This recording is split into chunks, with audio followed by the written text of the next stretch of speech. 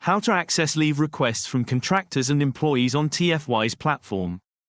Navigate to the left-hand side panel and select Attendance.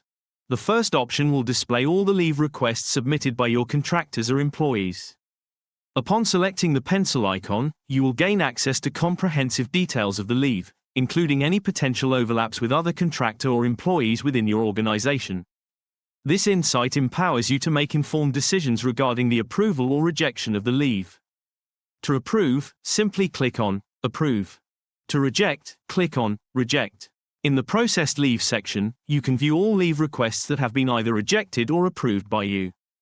In Leave Settings, you have the option to grant additional paid leave to your organization.